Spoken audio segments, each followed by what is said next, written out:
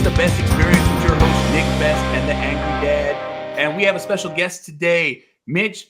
Mitch Ladner. I'll say Ladner. Mitch, our thank special you. guest today Hey, is from World's Strongest Man. He runs their social media, and it's Mitch Ladner. Mitch, so my apologies. Welcome.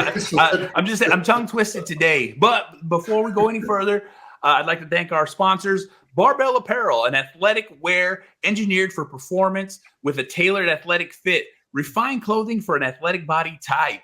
Evolution Athletics, a supportive geared company owned by Brian Shaw, 4-time World's Strongest Man. We believe in all athletes and support their journey towards greatness.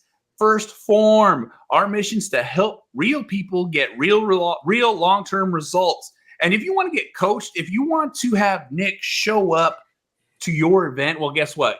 There's a link in the notes. Fill out the application, fill out the form, and we'll get in contact with you. Because 10-time World's Strongest Man competitor, Masters World's Strongest Man, World Championship powerlifter. Guess the fuck what? If you want to get hooked up, you want to get with Nick, you can do this. Just fill out the link in the notes. All right, with all that said and done, yeah, let's get into today's episode. I'm gonna get signed up, Nick. Okay, well, we'll get some training in with you. We'll do some coaching. That's it. You'll be out there in a couple of years. That's it. Some serious size. Thanks for having me. It's always good to talk to you, Nick. And it's a pleasure. It's always fun. Did you catch World's Strongest Man on CBS earlier today? I did at 10 o'clock. There we go. Watched it. He too. There we go. I know. I just got to be quiet because I don't want to do any spoilers, but it's very dear to my heart to watch it. So it's just fun to watch, and the special moments that are coming. There's no spoilers anymore. Like, we put out the live results, and that's purposeful. I mean, okay. I know like you've been associated with World's Strongest Man way longer than I have, and I know like a lot of your time at World's Strongest Man, it was like, hush hush, and like you mean the time I almost got sent home because the site that we had that my wife owned was a chat forum, and people were putting stuff in the chat forum that we had nothing to do with. Yeah, it's crazy. Like when I started at World's Strongest Man, like the first year, like it was really just like observation. And one thing I noticed was like, it doesn't matter what anyone says or does, like fans of Strongman are fanatics, like, and the information is going to get out there. And what I was seeing was like on websites, like the scores were almost right. Like, right.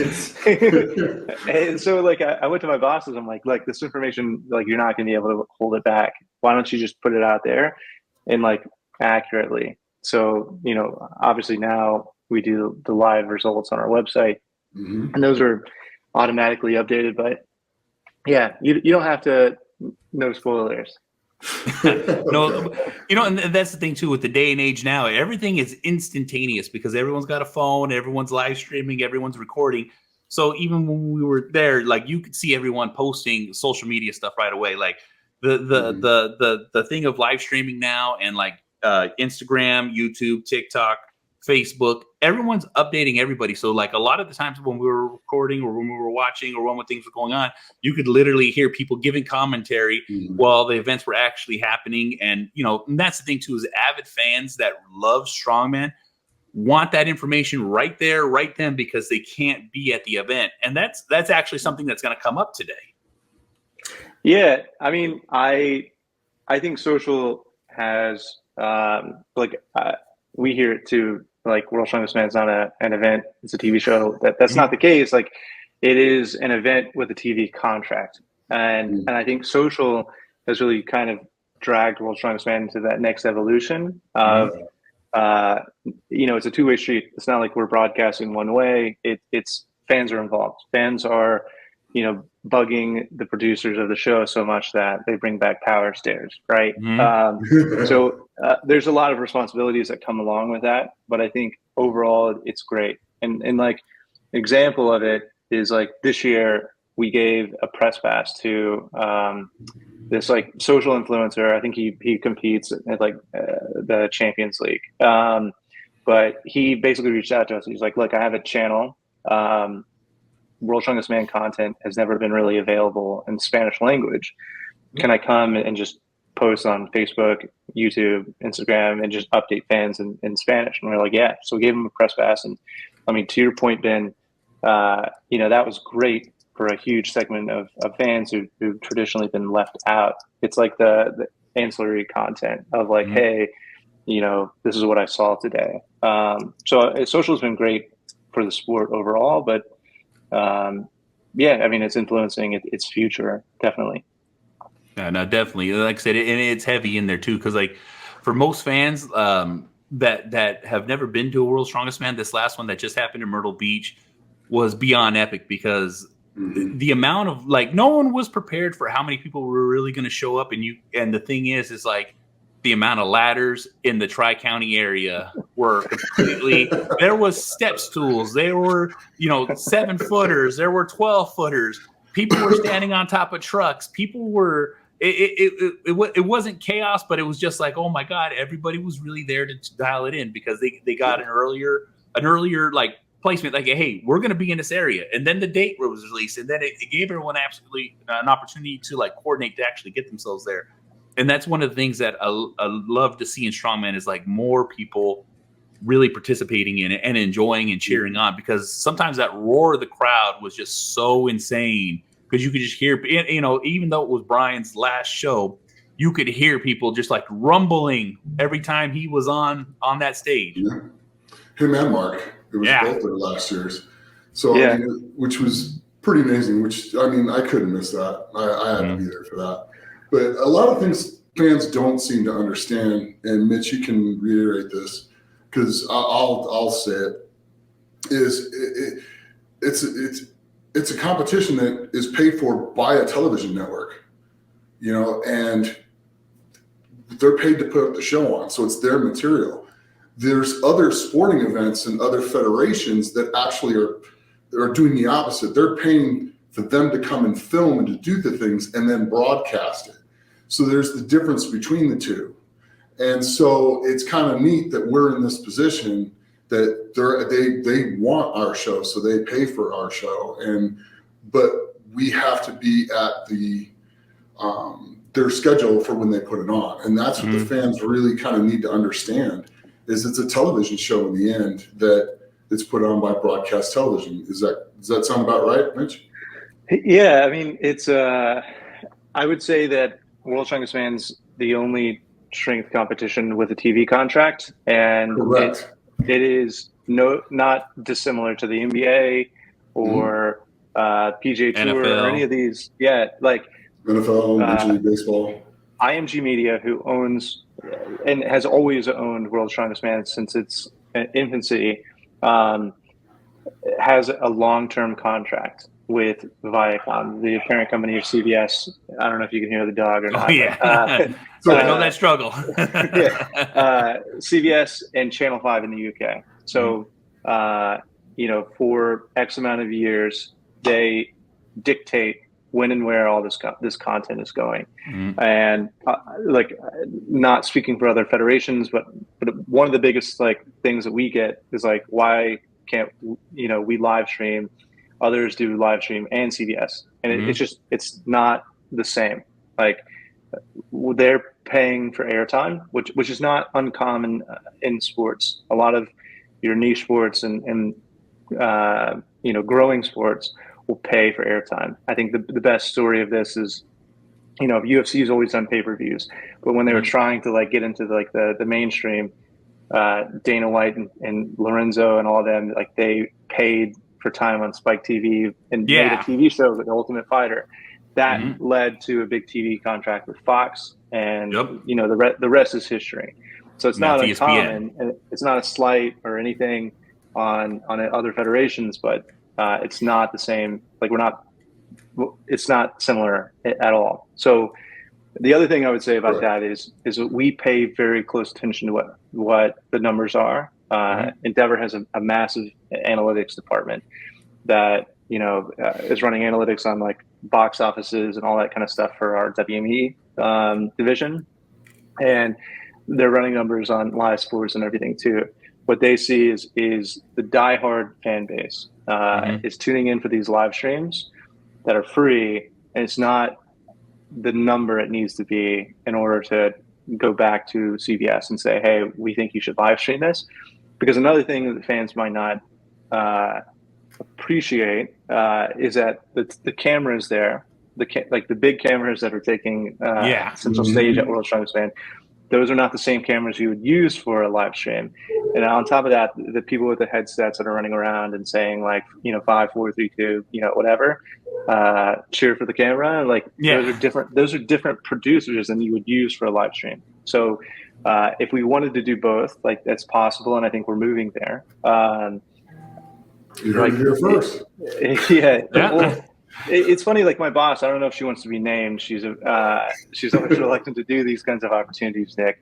You know her, you've known her longer than I do. Like she did some press around World's Strongest Man. And she said in those interviews, like, what do you see of World's Strongest Man in 5 years? And she said, live stream on X network. So like, it's not, no one wants it to be live streamed more than World's Strongest Man, but we operate in reality, and World's Strongest Man is a very expensive show to put on. CBS has been an incredible partner for us, and where we miss out on that, let's say diehard live stream audience. Last week, the Memorial Day weekend, when Group 1 aired on CBS, it got nearly 1 million people watching it. Nice. And not only that, but it was a huge increase over last year in the 18 to 34 male demo. I think it was up 15%, which that demo is a very important demo when it comes to advertising. That's what automakers and everyone is buying, right? So that's a huge selling point for us. Like we get to go back and tell our athletes like, hey, we're giving you the biggest platform, and we're helping grow the sport because 1 million people tuned in. And not only that, but I would say that there were 2 golf programs on CBS before and after. And obviously, that is CBS owns golf here in the U.S. The World's Strongest Man numbers were higher than those 2 programs. And that's what we like to hear. and a lot of people will say like, antiquated metrics or whatever. But what that says is people intentionally tuned in to watch World's Strongest Man. Nearly 1 million people just for Group 1. So when we get to the final, it's going to be 2-3 times that, and yeah, I'll leave it there. And that's the thing too. Is like I said, it's the sport has always been there. The sport is always growing. But the thing is like the evolution of everyone. I think everyone's more wanting to tune into the shows now because they know the results. But even knowing the results, you still didn't watch it. You know what I'm saying? You still want that feel, that glory, and that expectation that comes from it. It's just so insane. I think of where it's gone from and where it started to where it is now is night and day. It just keeps getting better every single year. And the natural progression of this, it's just going to keep growing and growing and growing. And, especially with guys like Mitch running things from behind the scenes a little bit. Oh, yeah. Becca and everybody else. The pictures and the reels and all that stuff. Yeah. And then just from where we've gone social media wise to just the way the athletes are treated now. I mean, just all the way around, it is just an amazing production that just keeps getting better every year. And I appreciate it from the inside, having been there and competing in it 10 times, just how hard you guys are working. And I really appreciate that. So I just want to say thank you.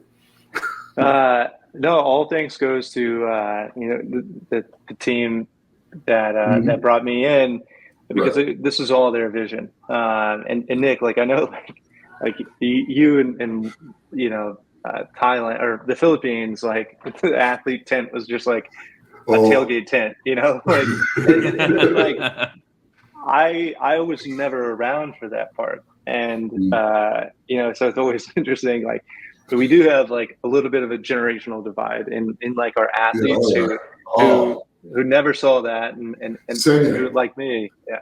Senya was probably the roughest as far as that goes, because it was 100 degrees and 100% humidity and no cooling anything. I mean, we were in China. It was just that was to see what they have now, to where you could go out into those conditions and not have an issue because you can go get away from the heat. Mm-hmm. So it's like I said, I really appreciate how far it's come and where it's going. Terry told me the food in China was awful too. The best part, the biggest thing I can remember from China and the food was, because I mean, we all lost probably 20 pounds there. It was rough. What was Brian walking up to Barry Frank going, "I want food," and they got him in a car and sent him over to the Dolphin, which was a restaurant there that made American food. And he came back literally with a stack like this of hamburgers every day, shuttling the food back and forth from that place for a lot of us. But they still stepped up and took care of it. So that was pretty cool. Mm-hmm. Yeah. That was, yeah. I never met Barry, but a lot, like, I'm curious, like, how many fans, like diehard fans of World's Strongest Man and Strongman in general, know who Barry Frank is. Yeah, because he's the creator. He's the original producer of it. He is. Yeah, he created what became the sport of strongman, and it's crazy. Like like it's always interesting, like not having to, but occasionally having to explain to an athlete that the trophy that, like, you came here to win is the Barry Frank trophy. And just a legendary, like, TV producer who created World's Strongest Man, and then went on to create what is now the entire sport. Well, like he's the architect of the modern day Olympics. He was an executive producer for American Gladiator. So it was funny. I was talking to Evan Singleton. Like, he was in the ESPN 30 for 30 as, like, an actor, like doing recreations for the American Gladiator one. And I texted him, like, did you know that, one of the guys who, like, helped create American Gladiator also created Strongman and World's Strongest Man? And he was like, blown away. Like, it's a small world. Yeah, it is. It truly is. But he was the nicest man to me. I mean, he really was. And I remember we got on the bus in China, and the press guys were sitting, which they weren't supposed to be on our bus.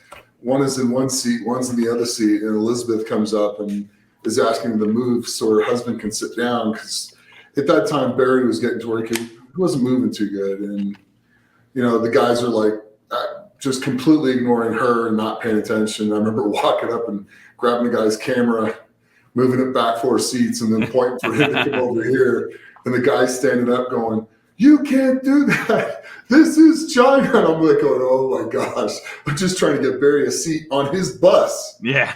It was funny. Because he worked on the Olympics, that's why World's Strongest Man goes by the Olympic, like, representation role. I do get asked that a lot by, especially the UK athletes, like, why can't I wear a Wales flag? Why can't I wear a Scotland flag? It's because World's Strongest Man follows the Olympic one. I mean, if it were up to me, we'd go by FIFA rules, but it's not up to me. It's up to Barry. Oh, that's awesome. But yeah, so I had so many amazing experiences with this over the years. I truly have. But it's kind of neat, because you got some other big stuff to announce too. Yeah, really big stuff to announce. We'll break it on the best experience. So fans keep on asking us when, where, everything about next year. Like, it's crazy. Like, I'm not the one posting. Like, we have a team who works for us that are incredible at social media, but every once in a while I'll poke in and look at the DMs, and we have 100 DMs, like, in the last few weeks, asking us when and where. Like, I'm trying to, like, plan a vacation for my dad or something like that. So We don't have those to announce. I don't want to get anybody's hopes up. So we're hoping to announce those like in the next 2 or 3 weeks. A lot goes into the host city, dates, all that kind of thing. So where we are in the process is it's down to a few cities. And in the next 2 or 3 weeks, we'll announce cities, dates, and you heard it here first. Based on the crowd that came, which, I mean, Nick, you've been a part of World's Strongest Man's where like 200 people showed up. So Ben, when Ben, when you say that like no one expected that crowd, that includes us. So, we put out the information early last year, asked fans like, please show up, and the fans responded. So we don't want anybody having to buy ladders this year, or next year. So what we'll do when we announce the dates and location, we'll do that at the exact same time. We'll also set up a email, sign up for the email early access for tickets, because the plan as of right now is to have like an outdoor stadium experience. An outdoor stadium. It's particulars are still in the works. I don't want an outdoor stadium, but it'll be ticketed in some form or fashion, like how fans are arriving. Because from our perspective last year, we had like an estimate in our head, like this is how many people we think are going to show up. This is, based on like hotel bookings and all that kind of stuff. And from like cell phone data and what the fire department in Myrtle Beach told us was over the course of 4 days, it was over 30,000 people. Yeah. So it felt like it. Well over. Well, most of that was on the weekend. So I think on like Sunday, it was like 8,000 or 9,000 people showed up. And we can't have that because it probably wasn't the best fan experience. And we can rectify that. So now that we know that there's a demand, we can offer a better experience. So, I think VIP was a huge success, in part because of you, Nick, always lending your time in the VIP section. We'll do VIP, we'll do ticket, and then, there might be still that free to come and standing room only kind of situation. So, so that's why we haven't announced anything yet. Like I said, there's a lot that goes into it. I'm not kidding. The team, when they have, the reason why, last year, let's say, for example, we announced location, and then it took a long time to announce dates. In that time period, we have to book a hotel because, the second we did announce dates, the hotel situation in Myrtle Beach, everything got gobbled up.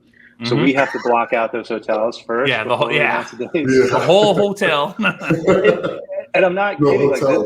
This goes into it. We have to send a team, site visit and all this kind of stuff. And they had one consideration when we do book these hotels, because keep in mind, it's not just the 30 hotels and alternate hotels. It's all of our staff, but the 32 hotels, let's say, we have to make sure that the hotel has the toilets connected to the ground, not the wall. Yeah. I'm dead serious. That's a consideration. So there's so much that goes into this. Yeah. That's happened. That's happened a couple of times. A couple of guys, they sit down, they go straight down to the ground. Everyone's a big boy here. You know what I'm saying? Yeah. So I remember a few of those incidents. What didn't happen to me, but I remember a few of those guys that happened to. It's a real consideration that I don't know if other sports have to make. Oh yeah. You got to pick the hotel based on the volume of the toilets. Yeah. That's it. I feel like we could write a book about all this kind of stuff. You need to start jotting this down for the memoirs of talking about setting these events up, because we say right now, there's a lot of people that love to know the ins and outs and behind the scenes, because just like you said, it's no one would ever really think about that has to be a consideration, because the average person's not worried about that. Yeah. Oh, well, I remember there was a year where, and this was one of the years we were in Africa, a few of the guys had to go down to the pool area because the stalls were finally big enough for them to go in there. They couldn't use the bathroom in their room because it wasn't the area that the toilet was in. And it was a beautiful hotel, but they just couldn't get the wide load onto the Can't back in. Yeah. It's crazy too. I mean, like the bathroom is like the first thing that my boss checks, and like she was saying that like she walked into one. Not only was the toilet on the wall, but like the shower was too small. She was like, "No, this is not going to work." Yeah. Yeah. Oh yeah. Hey, you're working with supersized humans here that require so much space. You know, like I wouldn't even under consideration the bed sizes for the majority of everybody here too. Yeah. Well, I think the average height now is 6'6", and I think the average weight's 380 pounds.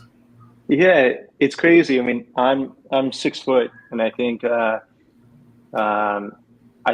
shortest guy competing this year was my height. Mm-hmm. Yeah. Yeah. That's Trying to think, was that? I think I was Paul from the UK. He just won the world's strongest UK. Yeah, I think like there were a couple who were like 6 foot, 6'1". Mm-hmm. I think like to your point, Nick, about the average height and weight, that's actually probably down if I had to guess. Just like watching, you know, your era. But I think that's what makes Alexei Novikov even more impressive, to be honest with you. I'll agree with that. Yeah. And Hooper. Both of them. Yeah. A new style of strongman. Hooper's a big dude, but he's not like a 370, 380 pound freak show walking down the street. I mean, he's 330, 340, but it's a solid, well packed in weight that he's running around with. So yeah, both of them. It's amazing to watch those guys compete. I just absolutely love watching them go. I really do. It's always interesting. Like I was watching, so Alexei's group is on CBS, so I was watching that, and you know, he was pretty beat up after like the loading race, and like at the time, like we were getting so many comments about that being a light loading race, and people just forgot it was in the sand. Yeah. Yeah. So a lot of guys didn't even end up finishing it, or got close to not finishing it. But that's always an interesting one. Of well, there were a couple of things I saw that I was just like, why are the guys making it harder on themselves? Yeah, the awkward size, the log. Well, you know what I'm saying? Well, like how many guys picked up those logs and it slid down their bellies? Mm-hmm. Why wouldn't you wear a regular belt and just wear it loose so that it catches on it? Because it'll slide. You just run straight in, chest height, and put the thing on the platform and run back. Everyone was putting their hands around it, and Alexei just picked it up by the ropes. Yeah, exactly. But like that's why we do partner with someone like, you know, Giants Live, who you know, have multiple events throughout the years, and they know like, hey, this probably should be lighter, and it's the first event. Like we don't want to like kill these guys on the first one. There's 12 more or 11 more. So you know, as much as people say otherwise, we know what we're doing sometimes. But that was a fun medley to watch. It really was. I mean, the guys who thought about what they were doing excelled. The guys who were just like in ridiculous shape also excelled. So it was fun to watch. And everyone, you know, like only a handful of people really set themselves up, adjusting the implements, putting them so they can grab them, you know, pre-chalking them, getting themselves ready for that, you know, to hook and go. And it was just, and two, you wouldn't think the sand, like, you know, obviously sand's going to always be difficult to be running, but that was one of the biggest things. You saw people sliding, you saw people like misstepping, because guess what? These might be light, but you know, you got a, you know, over 350 pound man picking up an additional like 90 pounds. You know what I'm saying? It's going to sink you just a little bit more into that sand. For me, it was a throwback. Like as a kid watching World's Strongest Man, like sand was always there. Like the beach. Someone from our team posted the I hadn't seen this before, but Magnus Samuelsson doing like the shield, but it was in the sand. Like Nick, I like that was your event. Like I can't imagine doing that like on an uneven surface. On a surface that's not flat, and then you step and you sink in. Yeah, that's going to be pretty awful. that will be a test that you're going to have to suffer through that one. There's just no way around it. Everything's going to cramp by the time you drop the shield. So yeah. You know, and thank God that like the weather was pretty much, except for the last day, was like spot on for every day. You know what I'm saying? It was just warm enough, but wasn't like unbearably hot. It was just, you know, a good temperature around. The humidity too, like that's one of those things that's always a killer. You never know what the humidity is going to be, but like it wasn't that bad that those days we were there. Yeah, I mean, like that plays a huge part in it. Like there was this one location that wanted to have World's Strongest Man, I believe next year, but like it'd basically be like putting our guys in like an oven for 6 days, and like it just, you know, we have to say no to those kind of situations. So, I mean, there's so much that goes into this. It's not just like, hey, pick a location and we'll be there on this day. Yeah, wish for the best. You know what I'm saying? We're gonna be outside. You know, Myrtle Beach was great. You know, obviously, I'm not breaking any news here. People, I think we've said this, but maybe it's a reminder to people that like 2025 will be back in Sacramento. Sacramento is a great host city too. But it's funny, every time we do the site visits and all that kind of stuff in Sacramento, like it's great weather and everything. And then just the last 2 times we've been there, it's been like the heat wave, historic heat wave.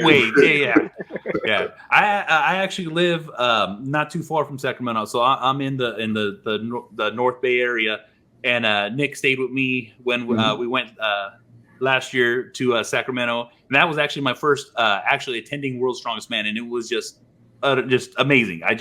It was record heat, it was blistering hot, but man, it was so exciting. You know what I'm saying? It's really fun to see like the footprint of World's Strongest Man too. Like when we go to a city, you know, the after effects of fans that have been exposed to it that become fans. So like Sacramento wasn't really necessarily, I think this is fair to say, like a hotbed of Strongman fans. But it's funny, like, you know, we launched like our team launched like the merchandise, World's Strongest Man merchandise, and what we've seen is a lot of like orders, like shipping orders and everything have come from Sacramento. And like, you have to think that having an event there impacted that somehow. Oh, you know, definitely. You know what I'm saying? And, like even with last year, you know, I didn't know for the majority of Strongman, like it was just free to just show up. And, you know, like once I found that out, I was literally telling everybody in my area, like, well, you guys all got to go. I've been going this whole week. It's this weekend's the main event, the finals. And it was just, like I said, amazing. I had a good amount of my friends and family that just came down to actually support while we were there on those finals for Saturday, Sunday. And like I said, it's just same thing with Myrtle Beach. It's like, you know, you can't expect, no one expected that crowd, but you know, it's like everybody knew, just come show up. You guys announced it, you put out the information earlier. It's on the website. Look, free to show up, come do this. And, you know, people showed up in the numbers, you know what I'm saying?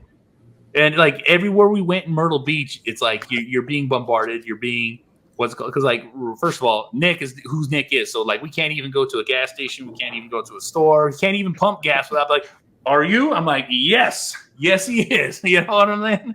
And like that was the whole weekend. So like every time we went to a restaurant, it was pretty special. I mean, it was pretty amazing. It was. And I mean, I took the time to meet everybody if I could, unless I was running for the bathroom. Yeah, we had a video for like 4. I think it was like I had to trim a video down from 4 hours of just Nick shaking hands and kissing babies. You know what I'm saying?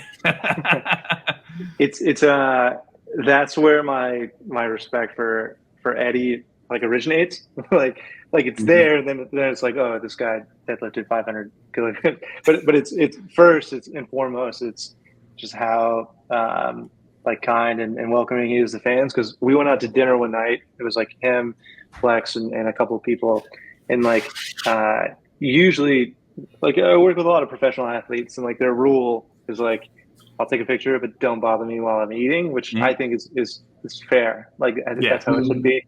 I would never walk up to a celebrity or anything like that while they're eating. And my advice to anybody listening to this is leave people alone while they're, having that. But even then, like people were walking up mid bite and like asking him, and Eddie always said yes to those situations, even though, even if you could tell, like he didn't want to, he knew that like seeing him randomly in Myrtle Beach, for the 16-year-old kids, probably, something they're going to talk about for months. So exactly. And it sparks that interest. Yeah. And Nick, I think like that's what makes you special too. Like you sat there in VIP and said hello to every single person there. Yeah, and I love doing that. I love, giving my appreciation back to the fans, because without them, we don't have anything. So this sport's been very good to me. I've had a lot of fun at it, and I get to make a living at it now. And I absolutely, anything I can do to help the sport move forward and make it better for the guys coming up than it was for us, because where I've seen it start to where it's at now is night and day different. I mean, Yeah, night and day different. I think like Ben talking about too, like the evolution too. Like when I came in, it was like, let's make a plan, like a 5-10 year plan of where we want this to be. The first one on the list was, hey, like we need to invest resources, time, and money into elevating our current list of athletes. So because ultimately they're the biggest influencers in the sport, the people who are competing in it. And what we saw was like there just wasn't a lot of infrastructure there. Whereas like, NFL, UFC, anything, you compete in this, there's someone there to help you with social or provide you content and all that kind of stuff. So that was like step one. So we got a lot of the guys verified. We still try to have like a couple like seminars a year, like with people who work at Instagram, people who work at Snapchat and all that kind of stuff, just to give them direct lines into the platforms with advice. Yeah, well, working on another one coming up. But like that really is like, hey, if you have 3,000 followers, but you compete at World's Strongest Man, here's how we can get to 10, and here's how you yourself can start getting money from sponsors who may or may not sponsor World's Strongest Man. So that was like, step one. Step two is like, let's start going after NFL fans or soccer fans or anyone who just generally has an interest in fitness. Because what we see is like when they're exposed to World's Strongest Man or Strongman in general, they become fans immediately, because it's just a very relatable sport. It's entertaining. The personalities in it are awesome. So, NFL fans vaguely know what World's Strongest Man is, but like let's saturate that audience. So, doing things like Power Slap, like that's intentional for us. That like, was fun. Yes, we had a great time. Yeah, it's funny. Like a little bit of the backlash we got out of that. I'll tell you the story of how Power Slap came to be. Someone on Dana's team called me and it was like, "Hey, we're gonna have this super heavyweight. We're actually in need of like big dudes. So like before we go and like start asking like casinos, like who's your biggest bodyguard? Would you be able to introduce us to a couple of guys who compete at your competition?" And we're like, yeah. Let me make some phone calls. So Power Slap is owned by Dana White, not UFC, but it uses UFC infrastructure, all this kind of stuff. So they were at the Apex Theater, everything. Yeah. So I called my colleagues on the UFC social team. It's like, all right, if we're going to send 2 people, can we send them early, do a workout at the Performance Institute? I called Flex and was like, hey, if we send 2 people to Vegas, can go on your podcast. So I set all this kind of stuff up, and then they called me back and they're like, yeah, Dana's obsessed with this idea of using World's Strongest Man athletes or catchers. So I immediately called Evan, who I know is a huge UFC fan. Like I have basically a bio on pretty much everyone who competes at World's Strongest Man. And I know like in that Evan is a huge UFC fan. So for me, it was, hey, we can send Evan to Vegas with this awesome experience, put him up in a hotel. If he can do the stuff with Flex and the UFC team, and then he happens to do this power slap stuff too. So as much backlash as we got, like, it was still a great. I do it again. That's great exposure. It's great exposure. Because we own UFC, like, it ended up being a lot of content that ended up on World Strongest Man episodes. But we do these kind of cross pollinations year round all the time. They just might not, be an owned and operated property, so we don't get that much content. But we'll send guys like Tom Stoltman's going to Wimbledon in 3 weeks, the day after Royal Albert Hall, because 2 months ago he called us and was like, "Hey, I'm a huge tennis fan," which I'm going to be breaking news there. Yeah. So he's going to be two things now. Yeah. So, like, we're sending Tom to hang out at the IMG box at Wimbledon. And part of that was like, yeah, do it, but just make sure you make content around you being at the Wimbledon. Wear white, I guess, too. Yeah. That's it. I'll volunteer now. If you ever need somebody to pick up a F1 car, I'll do that. Well, Formula One's going to be in Las Vegas. They're redoing the whole roads. And we were actually talking about that. Like, we're trying to get a hold of somebody at Formula One to do some kind of event where it's like, because Nick, I want to say he's like the unofficial ambassador of Las Vegas. Because you got to remember, he lives in Las Vegas. He's the official strongman of Las Vegas. There's no one stronger in Las Vegas than Nick. And, Las Vegas is the hub. And, like, there's always events. There's always casinos. There's always these things that are happening. And I'm always like, even the Raiders are in there. And I'm like, been trying to like reach out to a strength and conditioning coach because I want to get Nick to train with the pro Raider athletes there. You know what I'm saying? And do this cross pollination because, like I said, Nick is Las Vegas. People don't remember. Like, you ever seen that movie Casino? Nick was not in the movie, but a personality. You see what I'm saying? That was Lefty Rosenthal and Anthony Spilatra's story, basically. And I played baseball with Anthony Spilatra Jr. at Sunset Park. There was a scene where there was a baseball team. Yeah, so I was on that baseball team. We had guys at suits at our practice.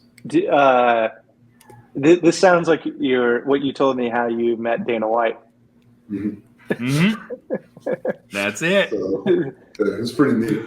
Yeah. Well, Dana was just like, "Hey, how's it going, Clark? 1986." He's like, and his face was like, "What?" I was like, "Yeah." So, he's like, "I got in trouble. I had to go to Clark."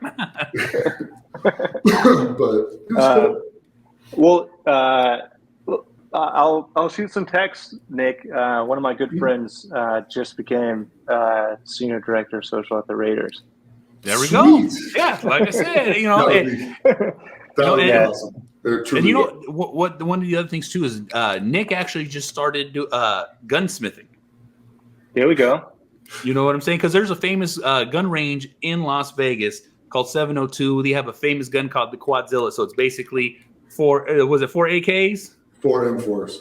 4 M4s connected together, and you shoot all 4 at the same time.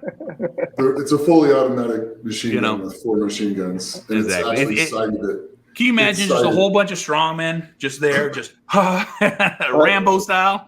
It is funny. Like, I'm not going to say names because I'm sure some of them don't want to be thrown out there with it. But it is always funny.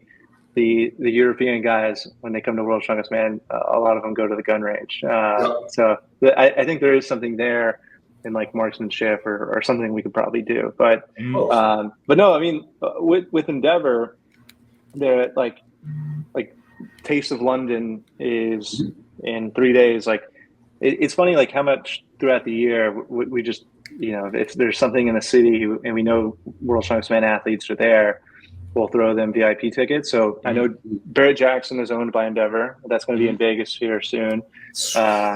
So that's an amazing we'll connect you there. But yeah, and then like the third thing that I think like we set in our course is like, how do we increase participation and like on the grassroots like level? So I mean, it's not a mistake that I think if fans see us highlighting professional strong women like on our channels, like one, I don't think we can scale this sport without women being involved. And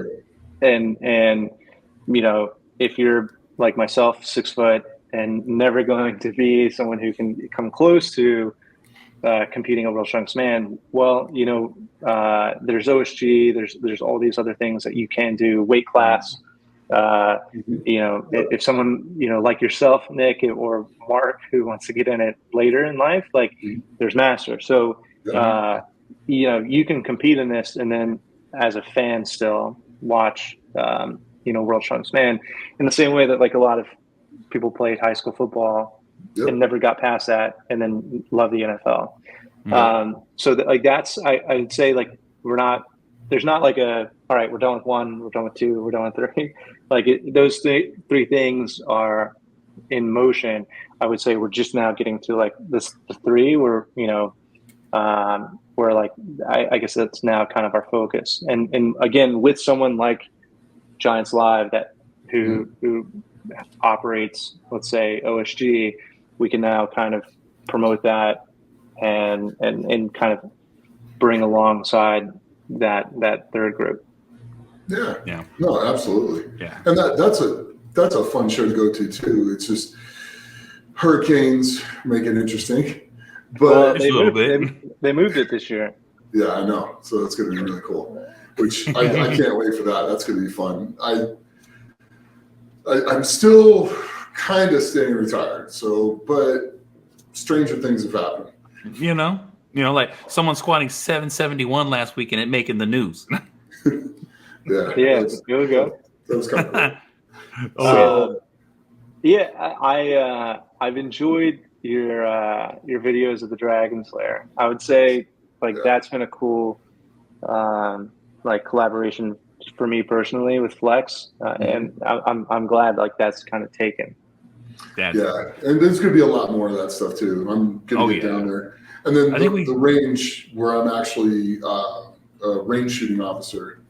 So at the range, it's like a mile and a half away now. So I'll be probably, when I get off work at the range, heading over there to do a lot more training and stuff. So it'll make it easy.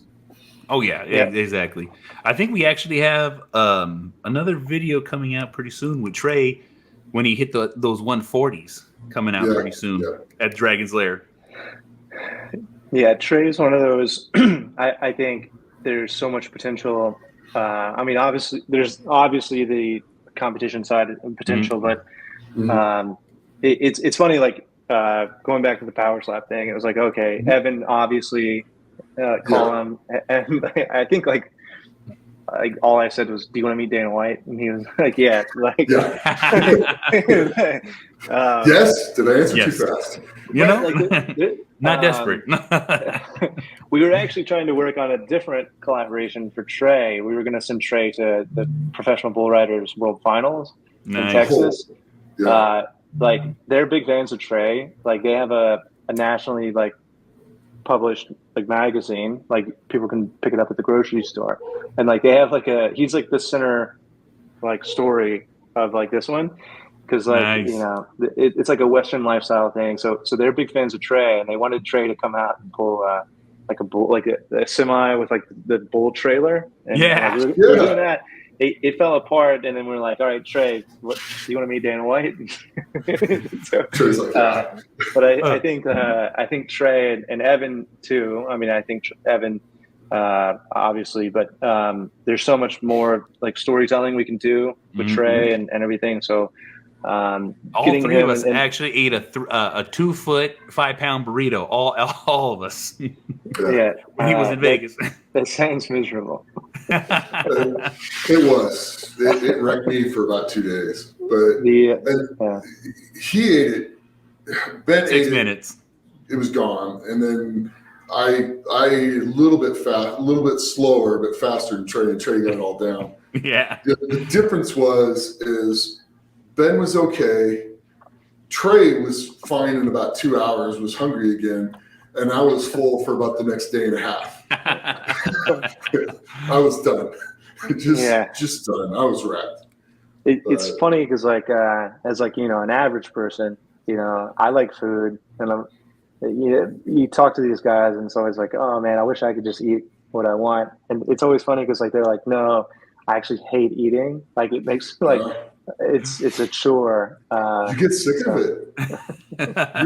You really get sick of it. I mean, I did Jay Cutler's podcast, and he was talking to me. He goes, "Do you ever get sick of eating?" I'm like, "Yeah, but not like you." Because I mean, he had to take in so many calories, but they're all clean. Mm-hmm. You don't necessarily have to take in as clean as food as he does. So, you know, like Brian's trick is Brian will throw in cheesecake. Brian will have a couple extra slices of cheesecake and pick up another 500 to 1,000 calories right off the rip. A lot of the guys will do stuff like that and pick up, you know, an extra 2,000 to 3,000 calories a day from eating a dessert or something like that. Where Jay's was actually just straight good food, and that's so much more chewing and so much more eating. So much more work. It is always really funny too, because like as you know, like the couple days before World's Strongest Man are usually like media and like that kind of stuff, and like there's always like one or two people like we have to like chase down and being like, hey, no, you got to get your portraits and all that kind of stuff, and it's always because especially these, you know, the people from outside of the U.S. they come to World's Strongest Man and like it's like in mass, like all 28 of them or whatever will just go to Cheesecake Factory. Yeah, and you end up losing them for a while. Yeah, totally. Totally. There'll always be somebody you got to chase down, but that's just how it is. It's like herding cats. Getting all of us into one area at the same time without one of us running off is.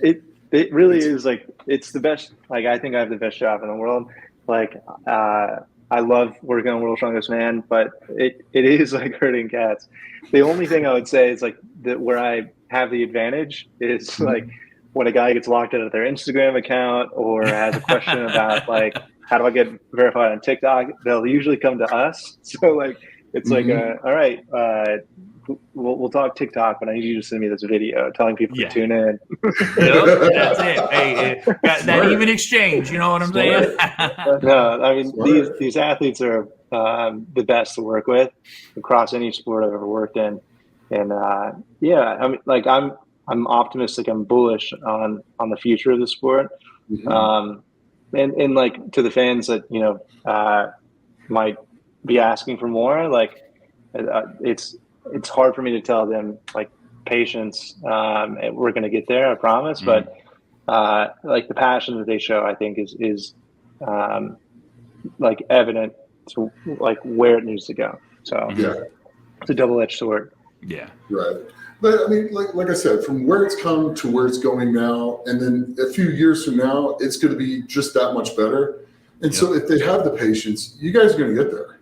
Exactly. And the sport's going to get there. And everything that you're asking for now, I mean, correct me if I'm wrong, you just said they're going to do it in the open seated stadium, but you're going to register online for the tickets, but you're not charging for the tickets. Is that correct? Or is it just... we'll see what the stadium looks like. I like that's all being like rendered and like talked about with vendors and stuff. That'll be ticketed. So that'll be so the payoff here is you know you're going to secure a viewable seat. A viewable seat that'll come along with you know whatever it is that you know we're able to determine in the next couple months, and then there'll be like a free to stand in this section over here kind of situation. I think we're reluctant to make it an entirely ticketed situation, just because there are fans who you know might want to travel from Washington State, and that does have you know financial ramifications to it. Yeah, but you know. Hang out over here, and but what sport is looking out for the wallet of the people of their fans? None. They're looking to drain the wallet, not help them. So that's amazing. Well, there's that too, Nick. But I mean, like, I think we're also like, everything we do like has to have some kind of sustainability to it. Like, we can't just overnight say, yeah, we're gonna take World's Strongest Man and put it in Madison Square Garden. Because, you know, in 3 years, if that doesn't work out, like, then we're back to zero. So everything we do is like calculated in a sustainable manner of like, you know, we can do this year, and we can make this leap the next year, and then see how make it those goes. baby steps. And to the fans, like, you know, we went from maybe 1,000 people in 2022 to 30,000 people in 2023.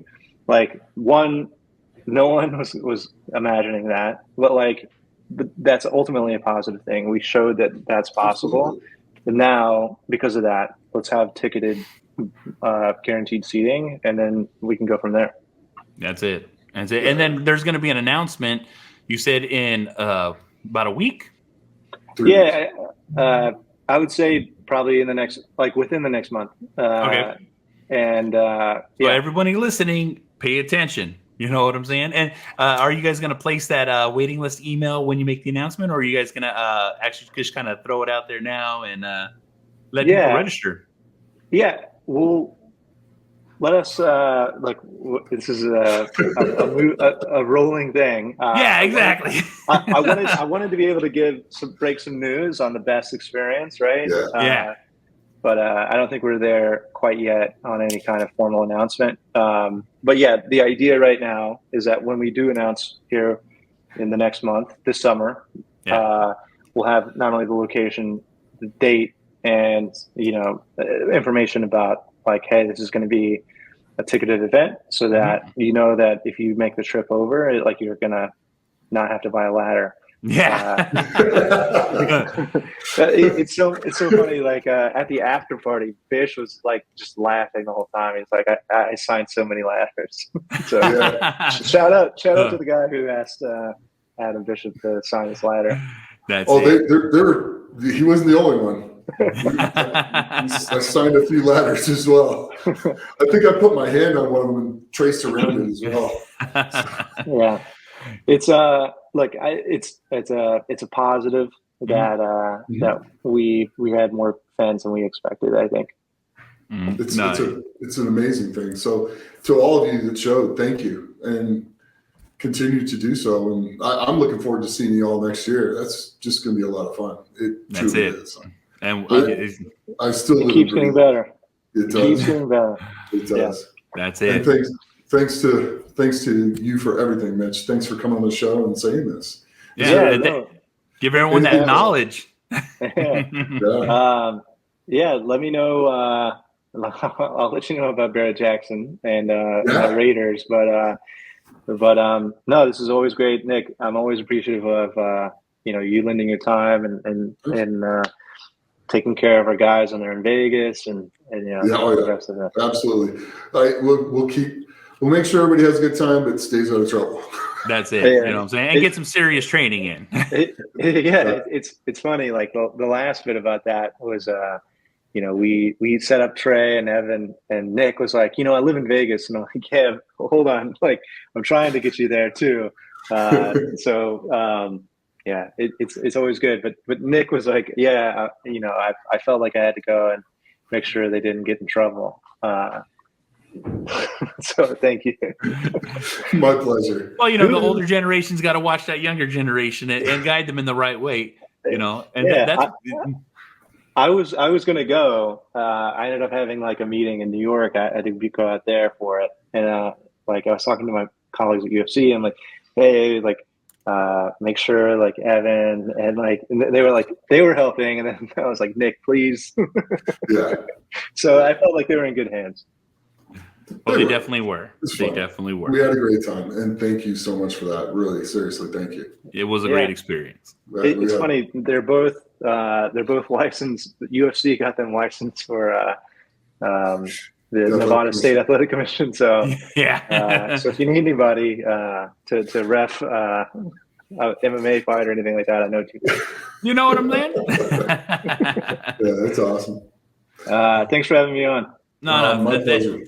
Thanks for being on. And Mitch, Nick has a famous saying. He says it after every video, and the thing is, it's beautiful words that I always tell people to live by. So, Nick, please let the people know.